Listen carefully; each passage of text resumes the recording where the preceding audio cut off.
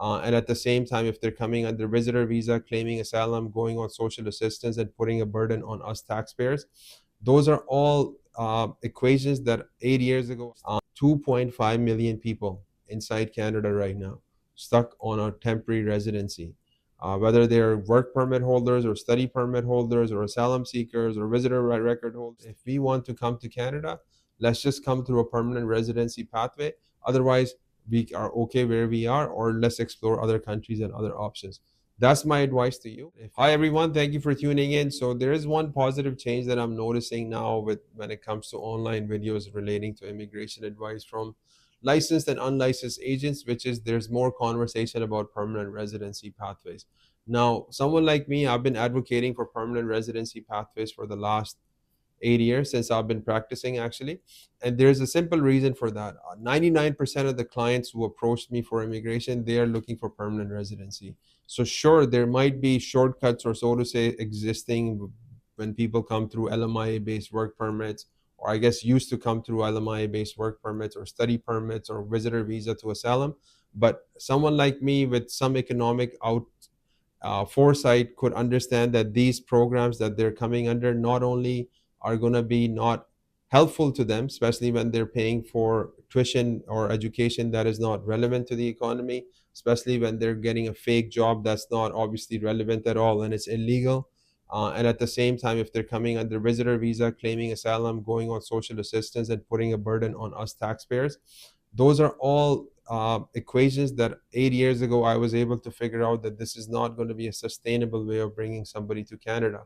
Ethically, I don't agree with that type of approach, anyways. But even if we were to just look at it economically, that wouldn't make any sense for someone to come here and then get stuck. And that is exactly what's happened in the last 3 to 5 years because of the shortcuts, unfortunately, that were sold and taken by clients and offered by consultants and agents and other practitioners all around the globe. There's 2.5 million people inside Canada right now stuck on a temporary residency. Whether they're work permit holders or study permit holders or asylum seekers or visitor record holders, and some of them have completely disappeared under the radar. Now, the point of somebody coming to Canada, in my opinion, once again, has been always, in my practice, 99% of the time, to seek permanent residency.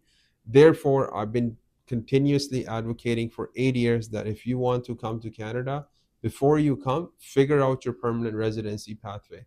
And if you cannot get permanent residency, then perhaps it's better for you to stay where you are, because after you come to this country, you're going to be spending at least $30,000 to $50,000 a year just on annual cost of living.